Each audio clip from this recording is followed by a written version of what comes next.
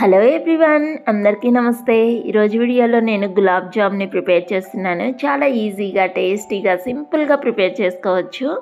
ముందుగా దీనికోసం ఒక గిన్నెలోకి 2 కప్పుల గులాబ్ జామ్ పిండిని అయితే తీసుకుంటున్నాను. ఇలా తీసుకున్నాక కొద్దిగా మనం దీనిలోకి వాటర్ని యాడ్ చేసుకుంటూ ఈ పిండిని అయితే కలుపుకోవాలి. మీరు వాటర్కి బదులు పాలను కూడా యూజ్ చేసుకొని ఈ పిండిని అయితే కలుపుకోవచ్చు. ఇక్కడ మనము ఈ పిండిని చపాతీ ముద్ద కలుపుకున్నట్లుగా గట్టిగా కలుపుకోకుండా సాఫ్ట్గా సుతారంగా వేళ్ళతోటి అయితే కలుపుతున్నాను. ఇలా కలుపుకున్నప్పుడు మీకు వాటర్ కొద్దిగా ఎక్కువైతే కొంచెం మైదా పిండిని యాడ్ చేసుకొని సెమీ సాఫ్ట్ ముద్దలాగా అయితే రెడీ చేసుకోవాలి. ఆ తర్వాత ఇక్కడ నేనైతే ఒక నాప్కిన్ని కొద్దిగా వాటర్లో తడుపుకునేసి పైన అయితే వేసి పెట్టుకున్నాను.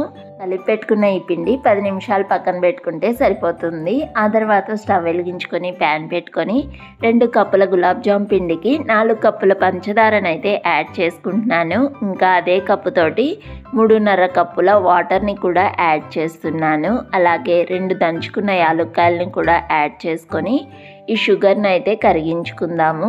ఇక్కడ 4 కప్పుల పంచదారకి 3.5 కప్పుల వాటర్ తీసుకున్నాం కాబట్టి ఈ షుగర్ కరిగేసరికి కరెక్ట్గా జిగురు పాకం అయితే వస్తుంది. షుగర్ వాటర్ అనేది జస్ట్ జిగురుగా వచ్చినప్పుడే గులాబ్ జాము షుగర్ వాటర్ని బాగా పీల్చుకొని సాఫ్ట్గా అయితే వస్తాయి. ఇంకా ఆ తర్వాత 10 నిమిషాలకైతే ఈ పిండి మీద ఉన్న క్లాత్ని అయితే తీసేసుకునేసి ఈ పిండిని చిన్న రౌండ్ బాల్స్ లాగా అయితే ప్రిపేర్ చేసుకోవాలి.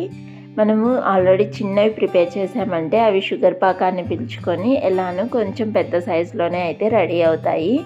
వీడియోలో చూపిస్తున్నట్లుగా అయితే ఈ చిన్న బాల్స్ని అయితే ప్రిపేర్ చేసుకుంటున్నాను.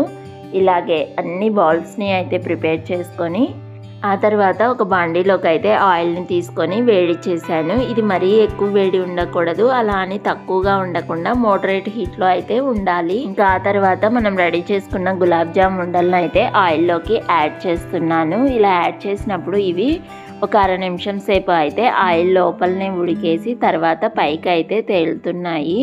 ఇలా ఫ్రై అయినప్పుడే గులాబ్ జామ్ మనకి పర్ఫెక్ట్గా వస్తాయి. ఇంకా వీటిని అయితే బాండీకి నిండుగా యాడ్ చేసుకోకుండా సగానికి కానీ 1/4 భాగం వరకు కానీ యాడ్ చేసుకొని గరిటెతోటి అయితే 4 సైడ్స్ తిప్పుకుంటూ అయితే ఫ్రై చేస్తున్నాను.